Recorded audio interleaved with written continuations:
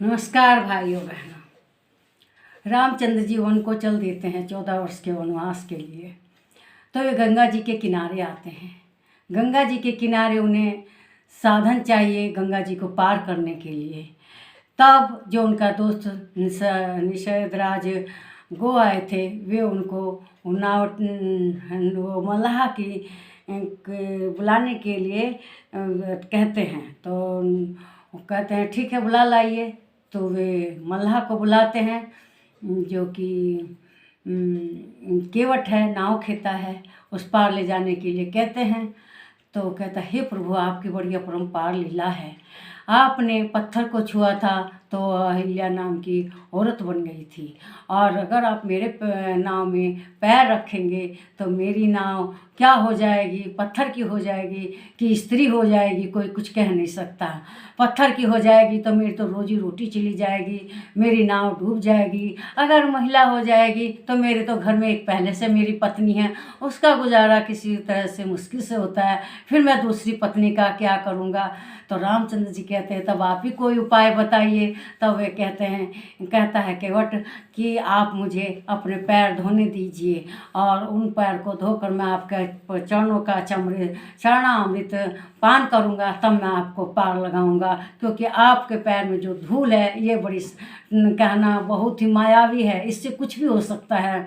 रामचंद्र जी पहले तो मना करते हैं, लेकिन उसके बार बार अनुरोध करने पर वे उनको कहते हैं कि ठीक है पैर धो, इसकी अनुमति दे देते हैं पैर धो। तब वो अपनी पत्नी को बुलाता है और बड़े श्रद्धा भाव से गंगा जी का जल लेकर रामचंद्र जी का अपनी पत्नी के साथ बैठकर पैर धोता है, पोंछता है, और जो उनका चरणों का जल है, चरणामृत है, उसको अपने आप पान करता है, पीता है और अपनी पत्नी को भी पिलाता है। इस तरह से वह रामचंद्र जी के प्रति अपना भक्ति भाव प्रकट करता है। फिर बाद में जब पार करा देता है तो बाद में वो तब रामचंद्र जी उनसे पार कराई मांगने को कहते हैं। तो वो कहता है नहीं प्रभु, मुझे नहीं चाहिए।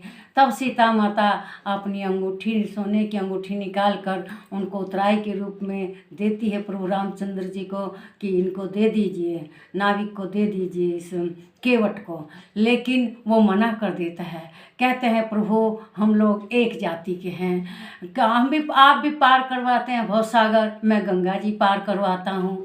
नाई से अपनी दाढ़ी बनवाई नहीं लेता, धोबी से कपड़े की धुलवाई नहीं लेता। फिर हम दोनों एक ही काम के हैं, आप भवसागर पार कराते हैं और मैं गंगा जी पार करा रहा हूँ, हम दोनों का एक ही काम है। इसलिए मैं आपसे अपनी उत्तराई कैसे ले सकता हूँ, क्योंकि अपनी बिरादरी से अपने काम का कोई नहीं लेता मुआवजा। तो अब रामचंद्र जी कहते हैं ठीक है, रामचंद्र से कहते हैं कि आप मुझे भी पार करवा दीजिएगा ये भवसागर, और मैंने जैसे आपको गंगा जी पार करा दी। तो रामचंद्र जी मुस्कुरा कर उसकी सहमति करते हैं और अंगूठी वापस सीता माता को दे देते हैं। वो बड़ा भावुक होता है केवट।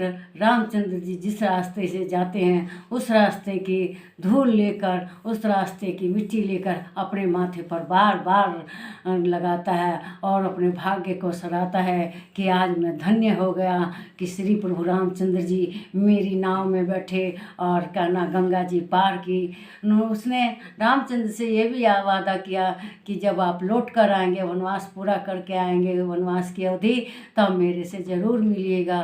तो रामचंद्र जी उसको कहते हैं ठीक है ऐसा ही होगा।